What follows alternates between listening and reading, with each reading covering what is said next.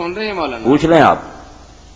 جی کتاب ایک ساتھی نے مینوں دتی ہے، انہوں نے لکھا جی کہ یہ جڑا رفع جدین دا مسئلہ نا جی الگ بڑی واضح حدیث آتی ہے کہ یہ اللہ کے نبی نے منع کیا. مثلا لکھا کہ حضرت جابر بن سمرہ سے روایت ہے کہ جناب رسول اللہ صلی اللہ علیہ وسلم ہمارے پاس نماز پڑھنے کی حالت میں تشریف لائے، ہم رفع جدین کر رہے تھے تو بڑی ناراضگی سے فرمایا کہ تم کو نماز میں شریر گھوڑوں کی دم کی طرح رفع جدین کرتے کیوں دیکھتا ہوں، نماز میں ساکن اور مطمئن رہو. تو یہ حدیث کے نیچے جو عربی میں لکھی ہوئی نا اس کے نیچے لکھا ہے کہ یہ صحیح مسلم سے لیا، ابو داؤد سے، نسائی سے، طحاوہ ہے، مسند احمد ہے. مسند احمد تاوی صاحب ٹھیک ہے، حدیث ہمیں یاد ہے، کوئی بھولی ہوئی نہیں، مگر یہ لوگ ظلم کرتے ہیں، بہت ظلم کرتے ہیں، اور ان کے اپنے علماء بھی انہیں روکتے رہتے ہیں کہ اللہ کا خوف کرو، یہ رفع جدین جو ہے نا چل رہا امت میں، اس کے بارے میں یہ حدیث نہیں، تم کیوں ظلم کرتے ہو. اس دور میں بہت بڑے حنفی عالم ہیں دیوبندی حضرات میں سے، وہ جسٹس بھی رہے ہیں، جسٹس تقی عثمانی، انہوں نے آپ اپنے جو عمالی ہے ترمذی کی شرح نوٹ کروائی، اس میں خود کہا کہ حیا کرو، اللہ سے ڈر جاؤ.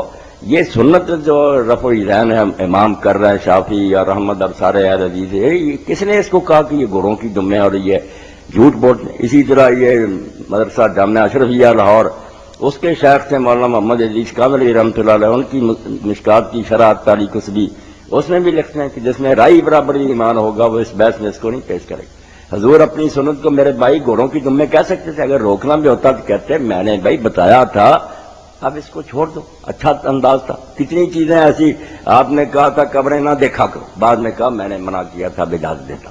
قربانی کے بارے میں کہا تھا 3 دن کے سے زیادہ گوشت نہ کو، پھر کہا میں اب اجازت دیتا. رفع جدین روکنا ہوتا چلا تو حضور کے کہنے سے تھا نا، یہ سارے مانتے ہیں. تو آپ کہتے میں نے سکھایا تھا اب چھوڑ دو. جب آپ نے کہا گھوڑوں کی طرح دمے کیوں لاتے، وہ کہہ نہیں سکتے تھے کہ یہ گھوڑوں کی طرح دمے لانا تو آپ نے سکھایا، اگر یہ گھوڑوں کی دمے تو آپ نے تو بتایا تھا. بہت بےہودگی کرتے ہیں کہ غیر متعلقہ روایت کو اس بحث میں لاتے ہیں، اور اتنا بھی شرم اور حیا ان میں نہیں کہ جانتے ہیں کہ امت کے بہت امام اور صحابہ کرتے رہے، کچھ نہیں بھی کرتے رہے. یہ تو کسی نے نہیں کہا. مولانا روشا کہتے ہیں یہ بے حیا جو کہتے ہیں منسوخ ہو گیا، ان کے پاس ایک حرف بھی نہیں ہے. ہم صرف اتنا کہتے ہیں کہ اگر چھوڑ بھی دے تو نماز ہو جاتی. منسوخ ہونے کا کہاں ذکر ہے کہ آپ نے بند کر دیا. اور یہی مولانا عبداللہ لکھنوی رحمۃ اللہ علیہ نے تاریخ المسجد میں لکھا کہ جنہوں نے ہم میں سے یہ شرارت کی ہے نا عینی وغیرہ نے کہ یہ منسوخ جھوٹے، ایک حرف بھی حدیث کی کتابوں میں موجود نہیں. یہی معرف و سنن میں اس دور میں مولانا یوسف بنوری صاحب نے لکھا بھئی آپ صرف سوئی کے ناکے برابر، وہ بھی میں کہتا ہوں کہ اب ابن مسعود رضی اللہ عنہ کی روایت صحیح اگر نہ کرے تو گنجائش، ورنہ بہت علماء تو کہتے ہیں کہ وہ روایت بھی صحیح نہیں، آپ نے چھوڑا ہی نہیں کبھی. سوئی کے ناکے کے برابر گنجائش ہے نہ کرنے. آپ الٹا حملہ کرتے ہیں. 22 صحابہ کرام سے حدیثیں ہیں، بعد میں بھی ابن عمر کسی کو دیکھتے کہ نہیں کر رہا کنکریاں اٹھا کر اس کو مارتے، غضب کر رہے ہیں کہ اس کو گھوڑوں کی دمیں کہہ رہے ہیں. باقی یہ رفع جدین کیا تھا اس کے بارے میں علماء نے لکھا بہت، مگر میں 2 باتیں کہہ دیتا ہوں جو اہل حدیث حضرات بھی نہیں بیان کرتے، حالانکہ کرنی تھی. ایک تو یہ ہے کہ یہ وہ رفع جدین تھا جو لوگ اتحیات کے خاتمہ پر کرتے، جب وہ کہتے ہیں نا السلام علیکم ورحمۃ اللہ، ساتھ ہی دائیں طرف ہاتھ اٹھا کر بھی اشارہ کرتے، جیسے دور سے سلام کرتے ہیں لوگ کرتے، بائیں طرف کا ادھر بھی. یہ صحیح مسلم میں ساتھ ہی ہے. یہی جابر بن سمرہ، آپ نے فرمایا اس کی کوئی ضرورت نہیں، کیوں اس طرح کرتے ہو، ہاتھ رانوں پر رہنے دو، صرف منہ سے سلام کرو. ایک تو یہ غلط رفع جدین تھا جو لوگوں نے آپ ہی نکالا تھا، حضور نے نہیں کہا. اور دوسرا جو ہے وہ مصنف عبدالرزاق میں ملے گا، جو نماز میں آپ نے دیکھا کہ آپ نکلے دیکھا، وہ کیا تھا، نماز میں ہاتھ اٹھا کر دعائیں کر رہے تھے. آسمان کی میں دے دوں گا حدیثیں، ہاتھ اٹھائے ہوئے تھے. آپ نے کہا کس نے کہا نماز میں سکون سے کھڑے کو، درمیان میں ہاتھ لوگوں نے اٹھائے ہوئے ہیں، وہ بھی انہوں نے اپنی مرضی سے شروع کر لیا تھا کہ دعا کر رہے ہیں ہاتھ اٹھا لے، حضور نے نہیں سکھایا. یہ 2 چیزیں تھیں، سلام کے وقت اور نماز میں اپنی خوشی سے ہی ہاتھ اٹھا کر دعا کرنا. ان دونوں کو کہا میں فوٹو اسٹیٹ کرا دوں. یہ جو سنت رفع جدین ہے رکوع کے وقت، یہ اس کا مطلب یہ صحیح نہیں ہے نہ، یہ بات غلط ہے. یہ سنت ہے، اس کو نہ غلط کہیں. یہ تو اکثریت ائمہ کی ہے، اولیاء کی. خود شیخ عبد القادر جیلانی رحمۃ اللہ علیہ غنیہ میں لکھتے ہیں کہ سنت ہے. کیا کر رہے ہیں، اولیاء کو مانتے ہیں، ائمہ کو ظلم کر. جی چلیے بہت شکریہ بھائی آپ کے کال کرنے. مطلب مولانا صاحب میں نے بھی ان سے بات کی تھی، یہ حدیث صحیح ہے تو ماننے میں تو نہیں آتا. اگر یہ صحیح ہے تو جو بخاری شریف کی اتنی حدیثیں آتے ہیں رفع جانے کو وہ کس کھاتے میں پڑیں گے؟ اور صاف سے صاف بات یہ بھائی کہ آپ اپنی سنت کو اگر روکنا بھی چاہتے تو کیا جیسے بس آج کے بعد نہ کرو. یہ کہنا کہ گھوڑوں کی طرح دم میں ہلاتے ہیں، یہ تو پتا چلا کوئی اور ہی فضول حرکت تھی جو لوگوں نے اپنے طور سے شروع کی تھی. آپ نے ایسا کہا، ورنہ آپ کی سنت جو تھی اس کو آپ گھوڑوں کی دم میں ہلانا سے نہیں کہہ سکتے. یہ انداز ہی بتاتا ہے کہ وہ یہ نہیں تھا رفع دین جو سنت سے ثابت. بہت شکریہ. جی مولانا. یہ سعودیہ عمرہ کرنے وہاں سے واپس آئے، پہلے نماز بھی نہیں پڑھتے تھے تو انہوں نے ماشاء اللہ نمازیں پڑھی اور مجھے کہتے جی میں رفع دین کے ساتھ نماز پڑھتا ہوں. تو دوسرے بندے جو پہلے انہیں کچھ نہیں کہتے تھے کہنے لگ پڑے یار رفع دین تو بت لوگ رکھتے تھے پہلے پگلوں میں تب ہوتی تھی، اب تو منسوخ ہو چکی ہے. میں نے پوچھا جی یہ بت رکھتے تھے جب اٹھاتے تھے سجدے میں جانے وقت تو خود بخود بت گر جاتے ہیں، رفع دین کرنے کی کیا ضرورت ہے؟ اور دوسرا بت کسی کے دوسرے کے پاؤں پہ لگتا تھا، چوٹ نہیں لگتی تھی، یہاں یہ گر کے ٹوٹ نہیں جاتا تھا، تو پھر سجدے سے اٹھتے پھر بت رکھتے تھے پھر رفع دین کیا.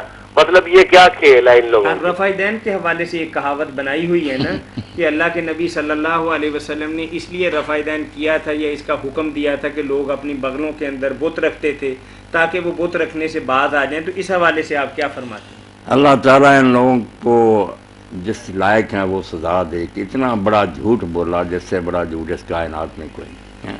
اور یہ شرم بھی نہ کی کہ اگر رفع دین نسخہ ہے صرف بت گرانے کا. پہلے تو بے ایمان لوگ اگر ایسے تھے نعوذ باللہ کہاں تھے مدینہ، منافقین جو تھے وہ تو دوسروں سے زیادہ ظاہر میں مسلمان بن کے رہتے تھے کہ ہمارا پول نہ کھل جائے. وہ بت لے کر آ گئے ننگے ہو جائیں، کیسے جھوٹے ہیں یہ لوگ. اور پھر یہ نہیں سوچتے کہ اگر اسی لیے تھا تو پہلا رفع دین جب کرایا تو بت گر گیا. اللہ اللہ خیر سڑا، پھر رکوع میں جانے کے وقت انہوں نے پھر اٹھا لیے تھے، رہنے دیتے پہلے سے. اور اب بھی یہ پہلی مرتبہ سارے کرتے ہیں. پوچھے کہ یہ پہلی مرتبہ جو سارا بکرا بک گیا پوچھ رہتی ہے یہ کیوں رفع دین؟ اب آپ کی بغلوں میں بت ہے. اور ظالموں کو شرم کرو. اگر یہ اسی وجہ سے جس طرح باقی ختم ہو گئے آپ کے خیال میں، پہلا بھی چھوڑو.